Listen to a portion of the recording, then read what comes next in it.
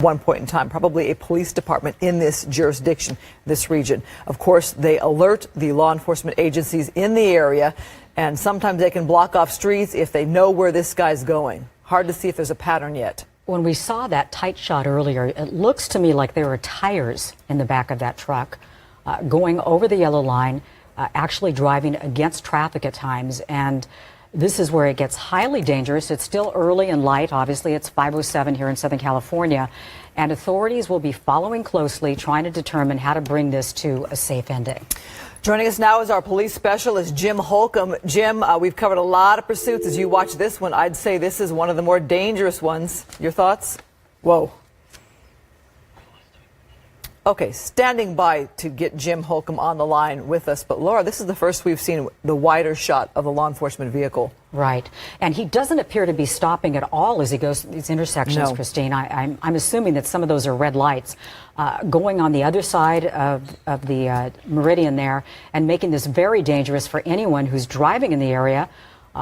Just have to be ever so careful. Oh, right there. Wow. Oh. Well, we saw things fly out of the truck. Yeah, here he comes. They're going to get this guy. Oh, boy. So we've got a foot pursuit right now. Hey, Jim, can you come in? He looks to be throwing something out of his pocket, and police are in hot pursuit on foot.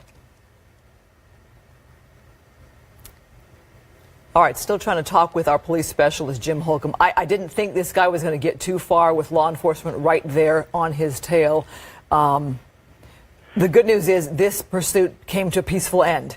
The guy's in custody. Nobody hurt. Jim, I think we can hear you now. Go ahead. Yeah, go ahead. Yeah, this foot pursuit really happened very, very quickly just as we were coming on the air here. But once again, this guy is in custody right now. We did look like he may have tossed something out of his pocket, perhaps an evidence or maybe a weapon or something like that. But officers very, very quickly ran him to ground, and you can see it ended pretty quickly with him on the ground there in custody.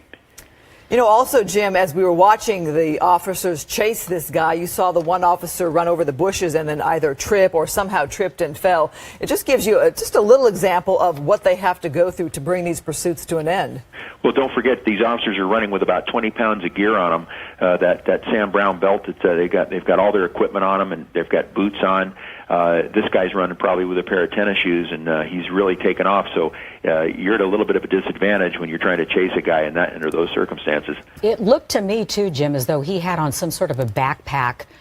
We saw in the pickup truck there were tires and that kind of thing. I don't know if this is actually his vehicle. We didn't get the sense of the initial call. But how dangerous is it when they're in foot pursuit versus in their vehicles? Well, anytime you're chasing somebody, you never know. That guy could have a weapon. He could turn around in a flash, go around a corner. Anytime somebody runs around a corner, you can't chase them directly around that corner. You have to very carefully go around. The same thing with over a fence. A suspect can jump over a fence, and if you were to go over the fence after him, he could be waiting for you on the other side. So these are things that officers have to take into consideration. This is why they always say stay with your partner. If your partner takes off after a guy, you want to have another officer there to back him up right away. One of the most critical things that happens in law enforcement is when you have a lone officer in foot pursuit and you've lost sight of him.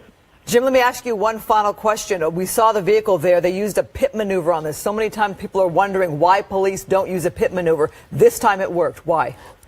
It works very well. As a matter of fact, it works at anything below 35 miles an hour. It's actually a coordinated move, and as you can see right there, the car was just turned around. He was out of the car in a matter of seconds.